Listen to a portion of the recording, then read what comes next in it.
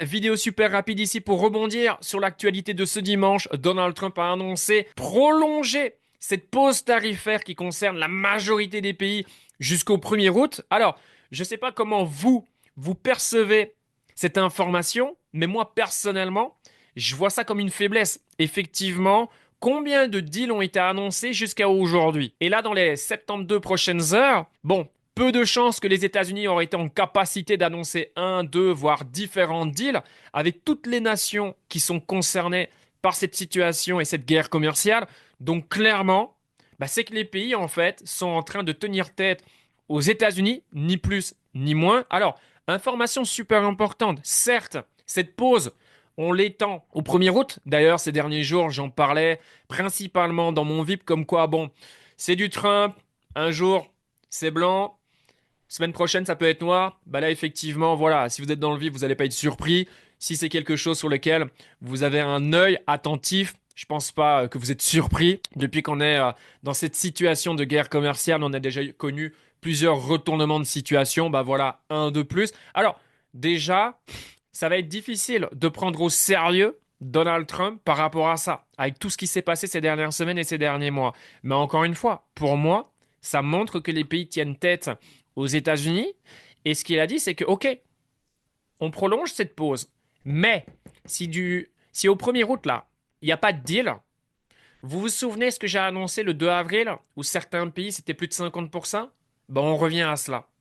Donc là, c'est OK, je remets pression, je suis de nouveau agressif dans le but de faire en sorte que voilà, ces différentes nations s'assient à table et sont prêtes à négocier et à aller dans notre sens par rapport à ce qu'on veut, blablabla, blablabla. Bref, ça, c'est leur business, c'est leur négociation à eux.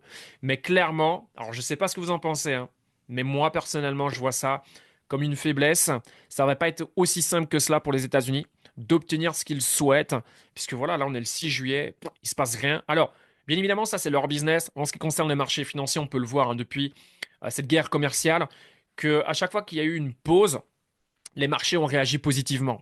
En fait, on prend un problème et on va le régler un peu plus tard. Alors, ça veut donc dire qu'ici, on a tout le mois de juillet, entre guillemets, où on va être tranquille.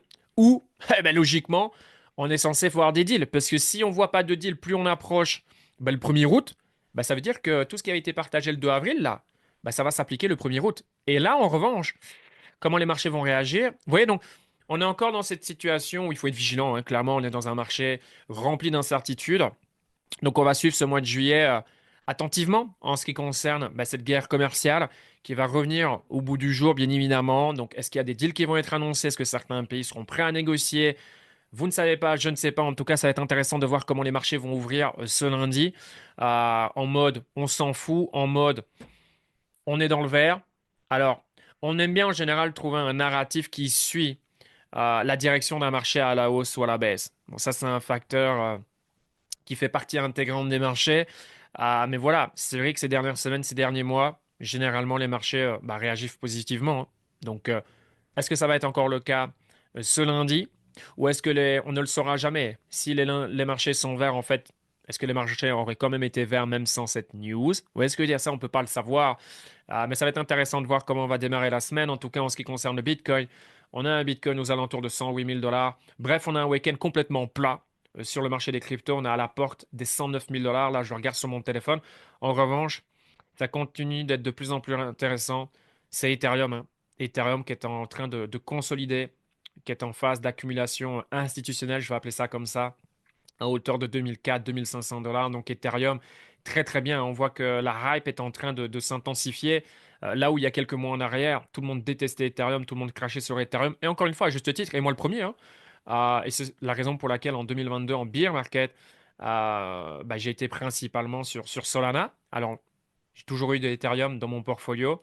C'est juste que Ethereum a été un coin frustrant pendant des mois et des mois et des mois et des mois, voyant la performance d'un L1 comme Solana, bien évidemment. Maintenant, ça fait plaisir de voir Ethereum se réveiller et de voir cette hype qui est en train de se développer hein, du côté des institutionnels. Hein. Je l'ai déjà dit, BlackRock a choisi Ethereum, Coinbase, Robinhood. Là, ça fait plusieurs semaines que Ethereum est clairement la satisfaction sur le marché des cryptos. Et jusqu'à preuve du contraire, ça reste la reine des altcoins, ça reste le leader indicateur des altcoins. Donc, est-ce qu'encore une fois, c'est Ethereum qui va amener en Alcon Season. Écoutez, l'avenir nous le dira. En tout cas, ça fait plaisir quoi qu'il arrive. Qu'on ait de l'Ether ou pas dans son portfolio, on veut voir Ethereum performer. Et c'est ce que Ethereum est en train de faire depuis plusieurs semaines. Le marché était haussier. Ethereum a fait des choses vraiment magnifiques. Et quand le marché, ben, il est rouge ou il ne se passe pas grand-chose, ben, Ethereum répond présent. Ethereum ne recule pas comme la majorité des altcoins quand le Bitcoin est rouge. Vous voyez ce que je veux dire? Donc ça, c'est super positif. Donc on reste dans les 2500 $ pour Ethereum. Encore une fois, aujourd'hui, je pense Ethereum contre BTC, c'est vert dans une journée plate. Donc bonne chose en ce qui concerne l'Ethereum. En ce qui concerne cette guerre commerciale, c'est certainement pas le dernier épisode. Au contraire, on va certainement avoir un mois de juillet plutôt animé sur cet aspect. Donc, bien évidemment, en tant qu'investisseur sur les marchés financiers, il faut bien avoir conscience et connaissance de cette information parce qu'une info peut clairement impacter le marché sur le court terme dans un sens comme dans l'autre. Donc, voilà, il faut rester attentif de ce côté-là. Mais voilà, c'était la news de ce dimanche. Sur ce, je vous souhaite une excellente soirée, une excellente semaine et on se voit prochainement pour des prochaines vidéos. Ciao, ciao.